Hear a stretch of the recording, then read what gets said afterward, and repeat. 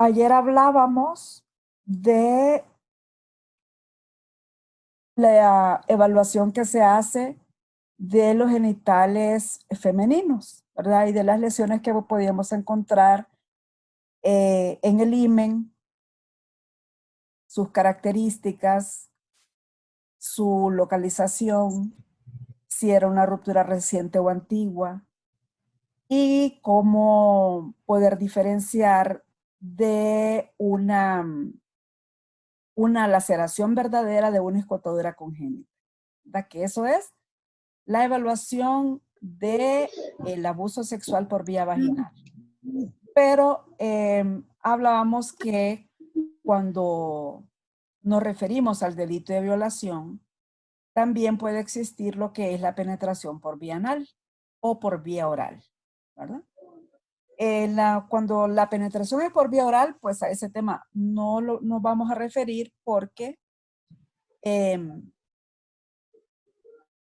cuando se introduce el pene en la boca, pues por las características de la boca no nos queda ninguna evidencia a menos de que la evaluación se haga de forma inmediata y lo que vamos a buscar es la presencia de restos de semen en la cavidad oral, ¿verdad? Para poder demostrar la veracidad de los hechos, para poder demostrar de manera científica. Pero sí es importante hablar un poquito en detalle de lo que es la penetración por vía anal. Primero vamos a hablar de lo que es el ano.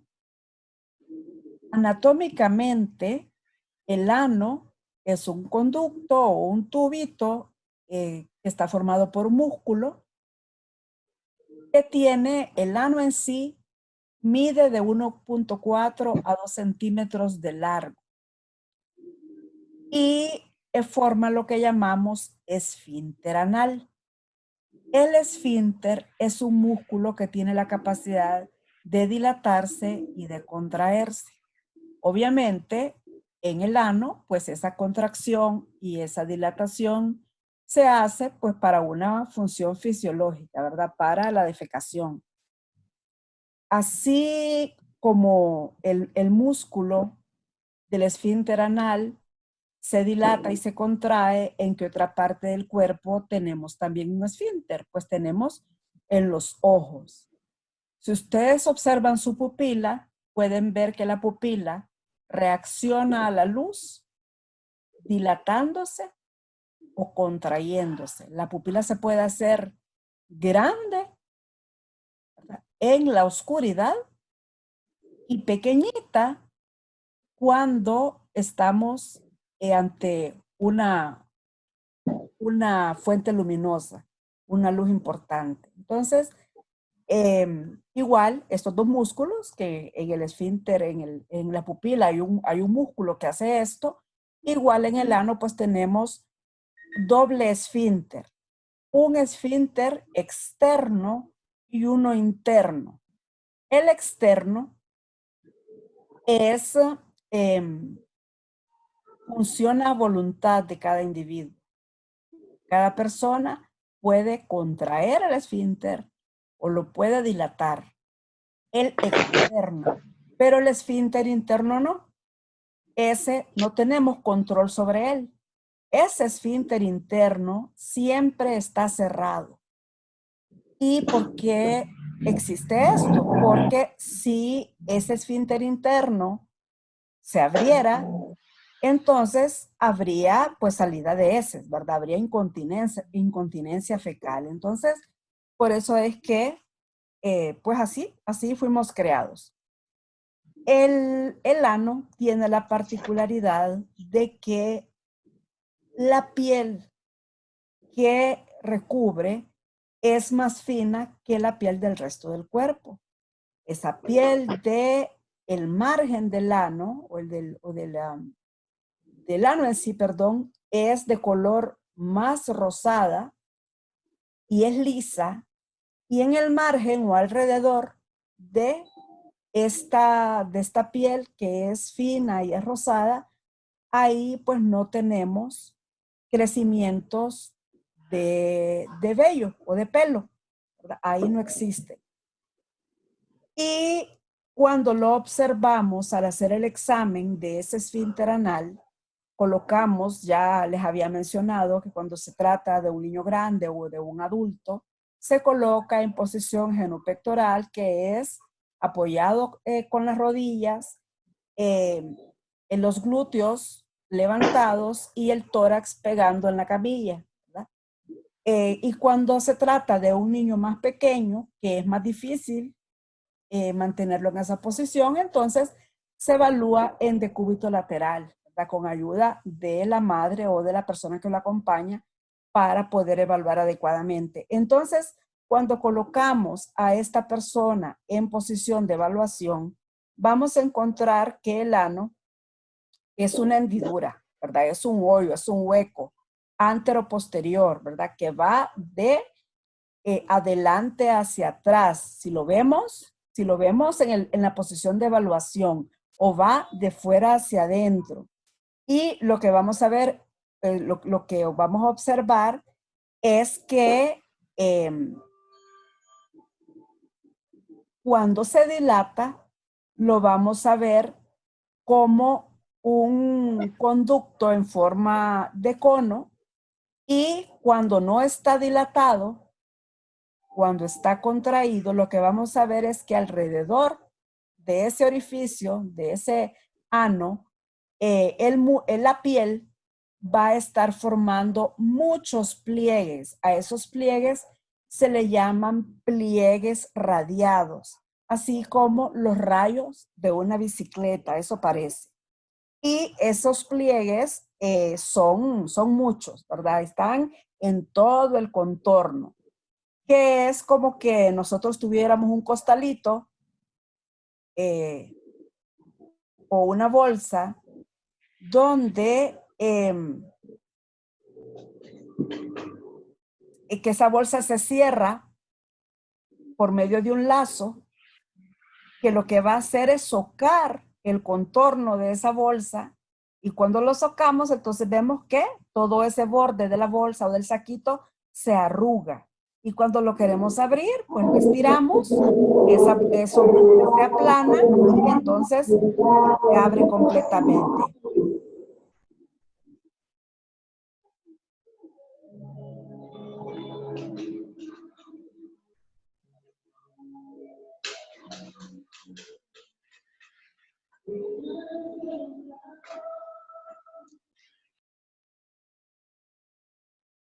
Ok, entonces cuando está contraído el esfínter anal, presenta los pliegues radiados, y cuando está dilatado, los pliegues se borran.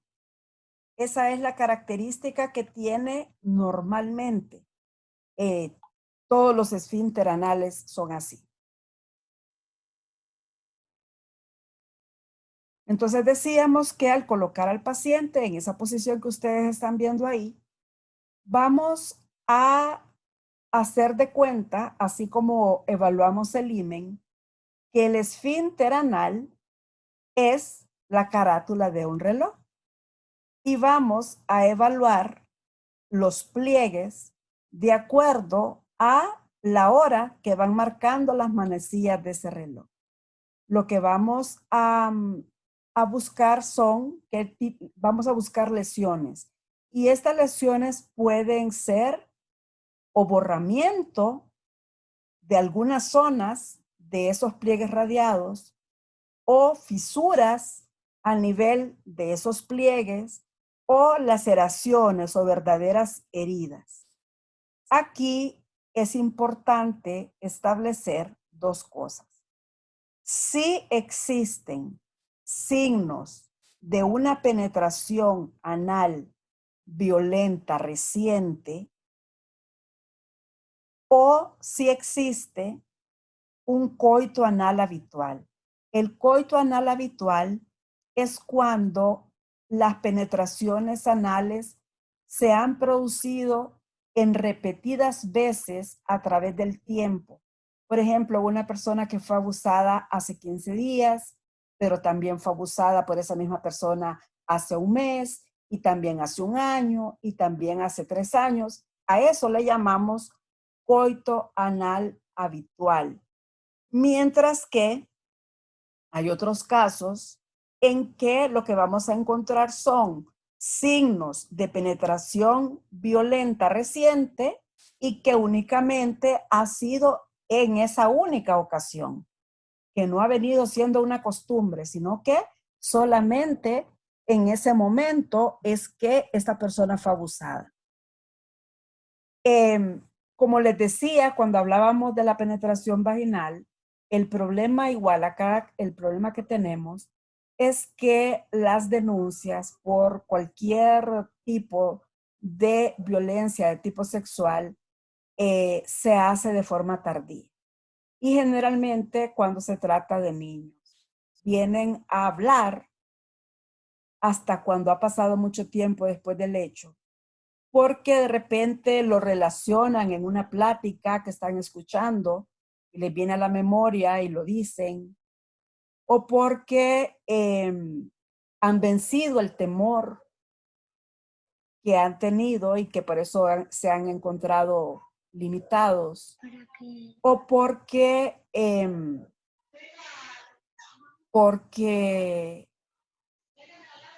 se les encuentra sus padres o la persona que los está, que está a su cargo, los encuentran extraños y empiezan a platicar con ellos, a sacarles información, hasta que al final dicen, ¿verdad?, que fueron abusados en X momento.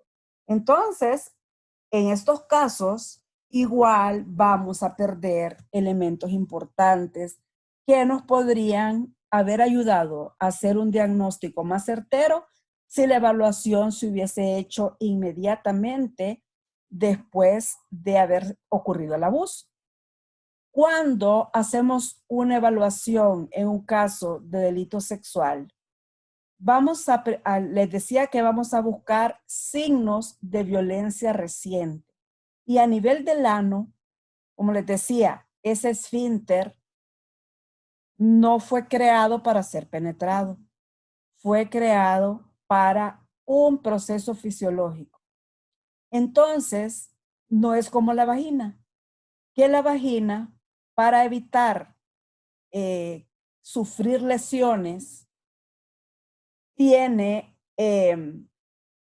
un mecanismo de protección que se llama lubricación.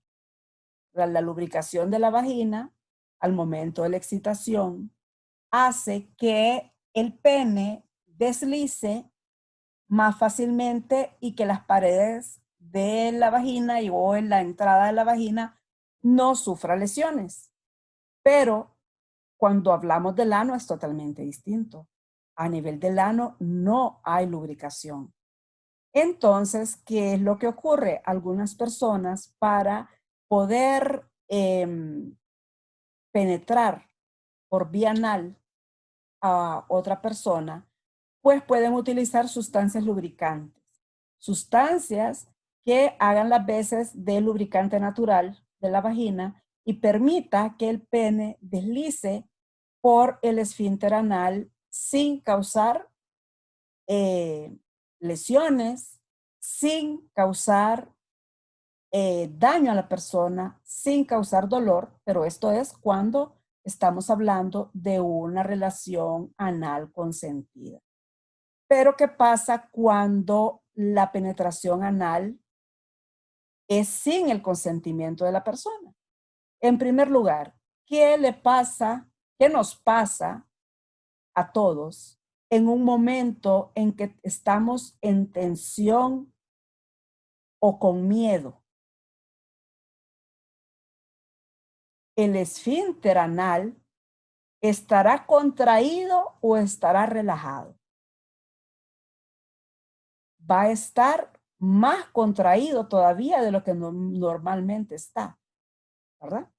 Entonces, al penetrar de forma violenta, al hacer una penetración forzada a través del esfínter anal, vamos a encontrar desgarros que tiene su característica particular. A nivel del ano, el desgarro que encontramos es de forma triangular y lo vamos a encontrar a las 6 de acuerdo a lo que marcan las manecillas del reloj, ¿verdad? Entonces vamos a ver esa laceración en forma triangular hacia abajo si nos imaginamos a la persona colocada en posición genupectoral.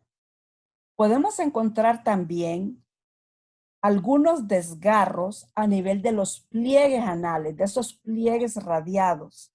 Los desgarros a nivel de los pliegues, pues va a ser de menor intensidad que ese desgarro triangular que se forma a las 6.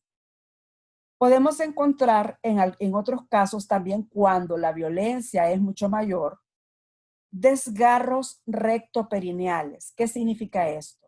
Que va a haber un desgarro a nivel de la mucosa rectal, es decir, a lo interno del ano, y también ese desgarro se va a extender a nivel del periné, que como dijimos es la parte de piel que está entre el ano y los genitales. Entonces hasta ahí puede llegar un desgarro cuando la penetración se hace de forma violenta. Y, por supuesto, si se producen desgarros de estas características, va a haber hemorragia o va a haber un sangrado importante, ¿verdad? A través de estos desgarros o heridas o laceraciones, que es lo mismo. Para poder hacer el diagnóstico de coito anal habitual, vaya, lo que yo quisiera, lo ideal sería en todas las evaluaciones de delito sexual que me traigan a la víctima en el mismo día en que ocurrieron los hechos. Y yo voy a buscar los signos que mencionamos antes. Y es fácil, ¿verdad? Pero cuando nos traen a la víctima meses, incluso años después de que los hechos han ocurrido, entonces es más difícil.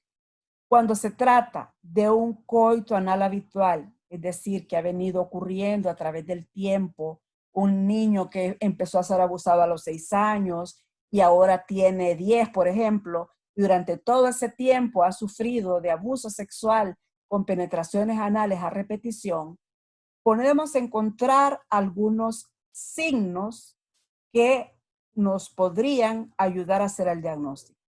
Podemos encontrar un ano infundibiliforme. ¿Qué significa eso? Un ano en forma de embudo, que va a tener el esfínter externo dilatado y el esfínter interno contraído, porque ese permanece contraído siempre. Entonces, vamos a poder ver hacia adentro sin ningún problema. Para esto, nosotros ponemos al paciente en la posición que ya dijimos y observamos. Y cuando hay sospecha de que el niño fue abusado, el ano que está cerrado se dilata solo, pero lo vamos a tomar como un signo de penetración anal cuando esa dilatación espontánea ocurre antes de que hayan transcurrido 20 segundos. Si han pasado más de 20 segundos, va a ser normal que el ano se dilate. Entonces, aquí vamos a observar qué es lo que describe el médico en su dictamen. Entonces, él va a decir, lo va a describir como una dilatación anal refleja menor de 20 segundos. Ojo, si es de menor de 20 segundos, entonces sí cabe la posibilidad de que haya habido un abuso sexual. Si la dilatación anal refleja es mayor de 20 segundos, es una condición normal. Podemos encontrar también el borramiento de los pliegues radiados. ¿Qué significa el borramiento de los pliegues? Que esas arrugas que normalmente tiene el ano va a tener áreas donde vamos a ver la piel lisa. Cuando hacemos una evaluación después de una penetración reciente, podemos encontrar también borramiento de los pliegues radiados, pero aquel borramiento se produce por inflamación. Ven que cuando se nos inflama una parte del cuerpo, la piel se estira, ¿verdad? Entonces, cuando la piel de ese esfínter se estira, va a estirar algunos de esos pliegues y los vamos a ver borrados, pero va a ser evidente la inflamación. Cuando ha habido un coito anal habitual, cuando la penetración ha sido vieja, vamos a encontrar un borramiento distinto. Vamos a ver el borramiento de los pliegues o áreas lisas de piel, pero sin signos de inflamación. Vamos a ver el ano normal, pero con algunas partes estiradas. Y también, y esos borramientos los vamos a describir de acuerdo a las manecillas de reloj. Si está a la 1, si está a las 5, si está a las 10, si está a las 2, etc. Podemos encontrar también la piel del ano, que dijimos que era una piel fina, la vamos a encontrar hiperqueratósica. ¿Qué significa esa palabra? Engrosamiento de la piel. Y también podemos encontrar eversión mucocutánea. ¿Qué significa eso? La mucosa del ano hacia afuera. Eversión es hacia afuera y mucocutánea es salida de la mucosa y la piel hacia afuera. Pero estos hallazgos, lamentablemente, no son característicos únicamente de las penetraciones anales habituales. Podemos encontrar, ya dijimos que el ano en forma de embudo puede ser una variación anatómica o una normalidad, dependiendo del tiempo, ¿no? El borramiento de los pliegues y el engrosamiento de la piel la podemos observar en personas que se rascan con frecuencia el esfínter anal. ¿Y por qué se lo van a rascar? Porque les pica. ¿Y por qué? ¿Qué cosa puede causar picazón a nivel del ano? Las hemorroides cuando se están sanando, el estreñimiento que ha causado pequeñas fisuras y al sanarse también producen prurito o picazón, y el parasitismo intestinal, especialmente cuando se trata de un parásito que se llama oxiuro. La oxuriasis produce prurito anal. Entonces, si el niño tiene oxuriasis, se va a rascar constantemente y ese rascado va a hacer que se vayan borrando los pliegues o que la piel se vaya engrosando. Y también este parasitismo puede hacer que el ano se salga o que lo veamos evertido o hacia afuera. Podemos encontrar también a nivel del ano, a nivel de los pliegues, podemos encontrar cicatrices. ¿Qué significa el hecho de encontrar una cicatriz?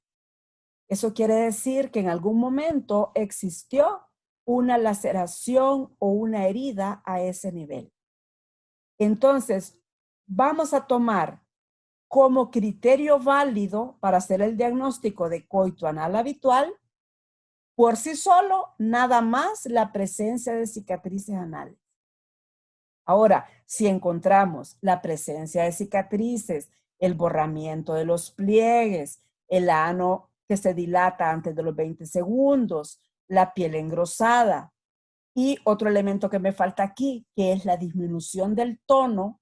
¿Qué significa disminución del tono? Ven que el esfínter anal normalmente lo mantenemos cerrado y socado. Si no lo tuviéramos de esa manera,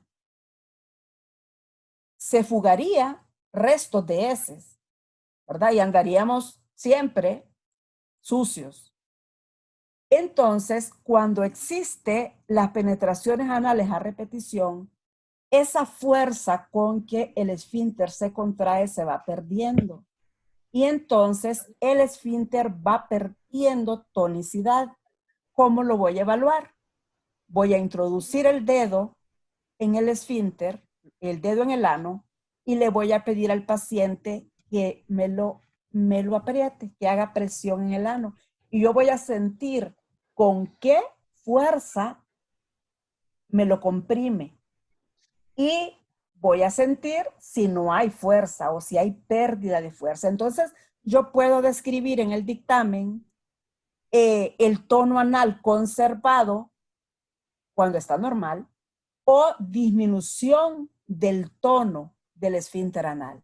Y eso es una indicación de que podríamos estar hablando de un coito anal habitual.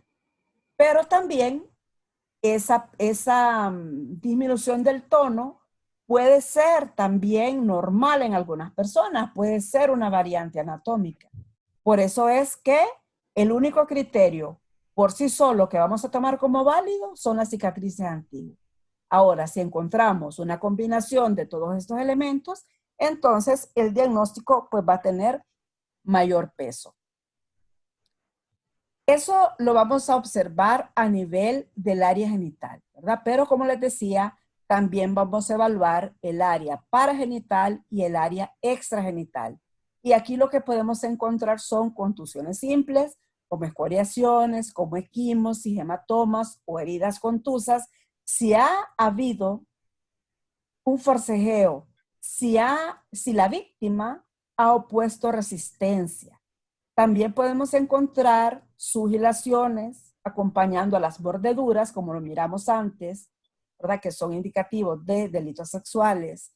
Y también cuando la víctima es menor, cuando su cuerpo es mucho más pequeño, especialmente cuando se trata de niños, vamos a encontrar signos de compresión tóraco-abdominal, ¿verdad? Por el peso del el agresor sobre el cuerpo de la víctima.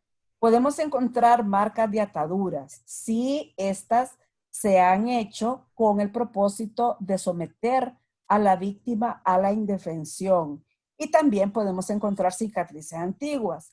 Pero las cicatrices antiguas, obviamente, no me van a hacer el diagnóstico por sí solas, porque las cicatrices antiguas pueden haber sido producidas por cualquier otro mecanismo, ¿verdad? Entonces, todos estos hallazgos yo los voy a corroborar o los voy a comparar con la historia que me ha contado la víctima. ¿Verdad? Ya le pregunté qué fue lo que pasó, cómo ocurrió, cuál fue la vía por donde el pene fue introducido, si sabe quién fue, y todas las preguntas que ya mencionamos que se le hacen en el interrogatorio. Entonces, vamos a valorar estos hallazgos a la luz. ¿Alguien quiere decir algo?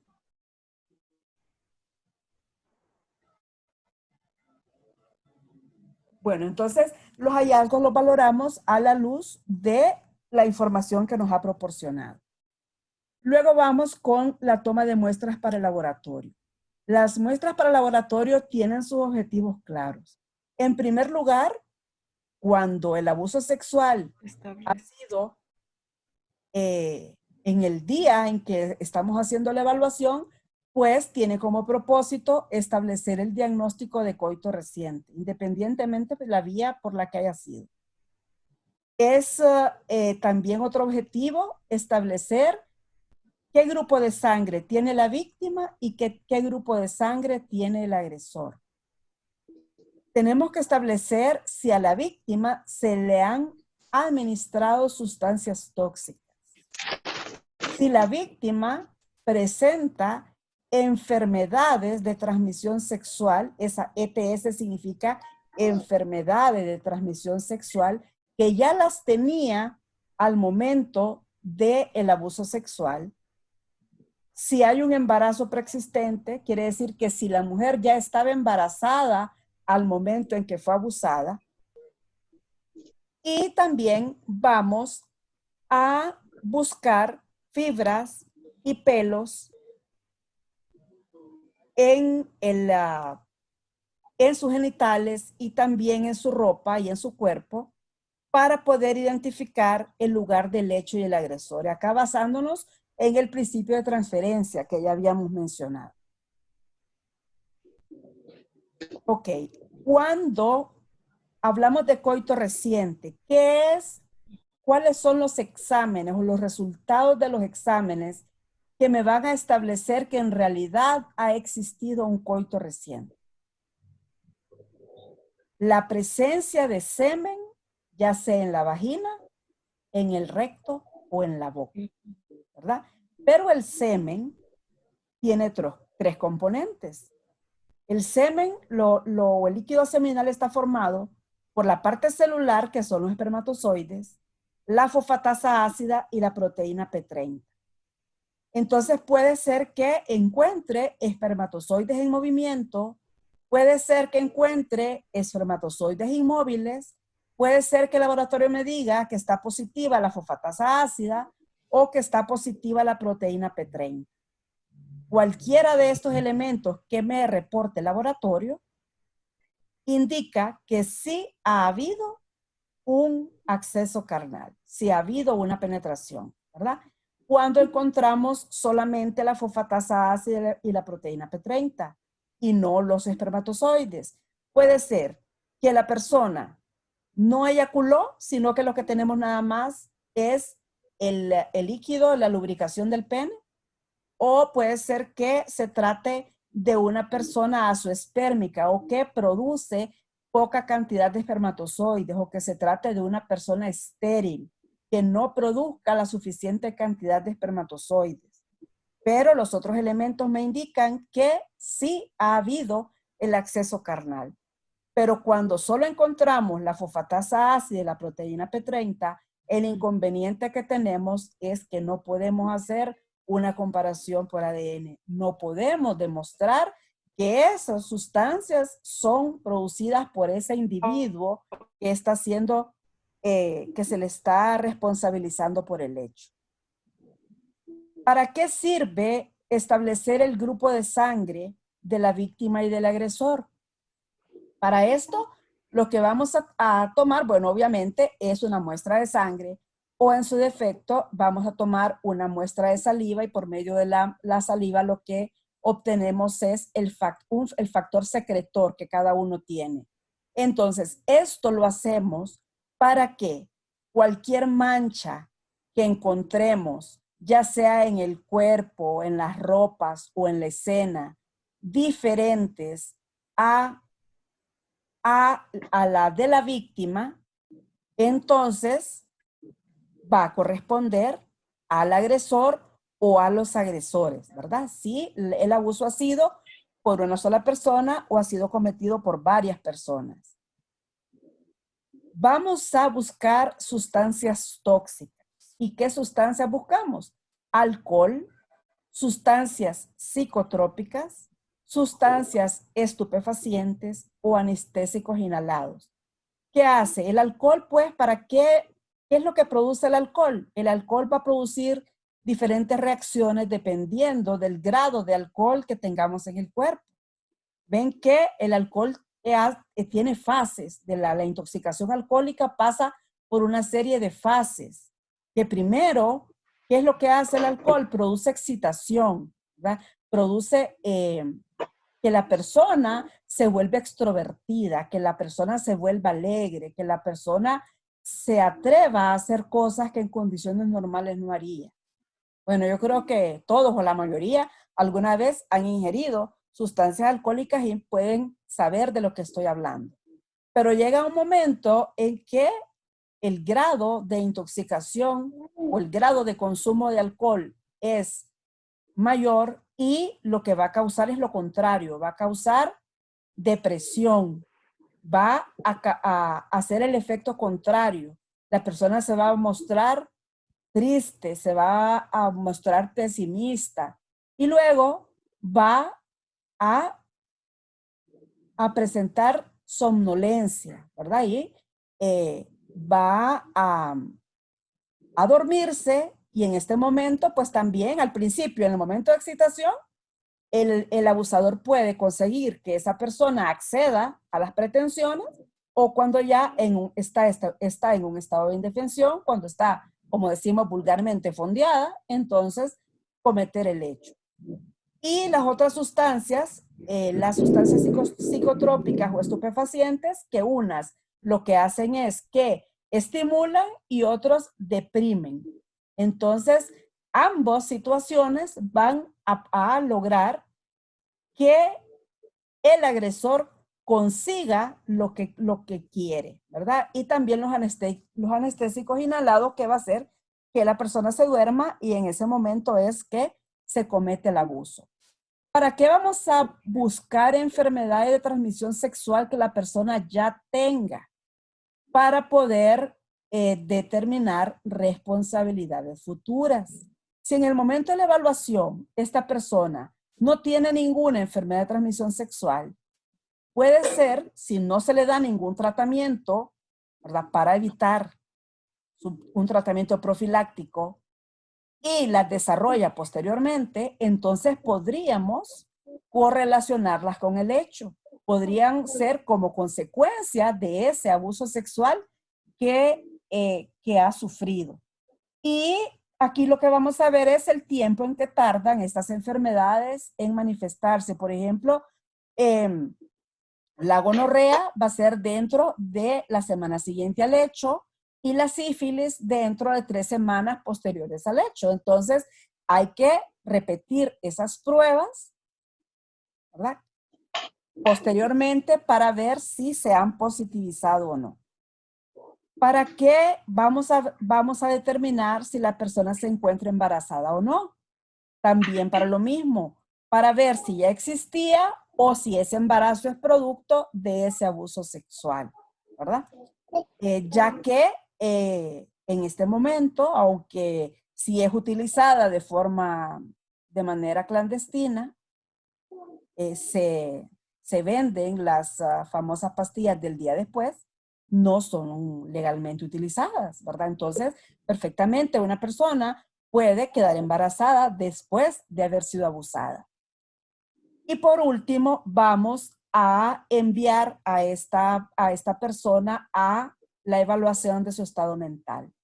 Y los objetivos de esa evaluación es aclarar si la víctima estaba privada de razón o estaba incapacitada para resistir esa violación y también, que es sumamente importante, descartar la falsedad de la denuncia, ¿verdad? Porque existen muchas denuncias falsas que se hacen con el propósito de vengarse de la persona que está siendo juzgada. Ok. Luego, en la atención curativa de la víctima, esto no lo hacemos nosotros, no lo hace medicina forense.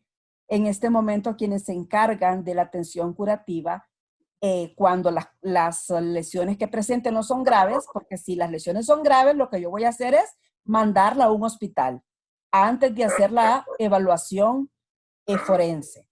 Pero cuando primero se hace la evaluación forense y esta persona presenta algunos traumatismos, entonces yo la voy a enviar a que le traten esos traumatismos físicos, a que le den tratamiento para prevenir las enfermedades de transmisión sexual, prevención de embarazo en los lugares donde es permitido y el tratamiento de los traumatismos emocionales. Quien se encarga de esto en este momento es los Médicos Sin Fronteras, que también lo vamos a encontrar en los centros integrados.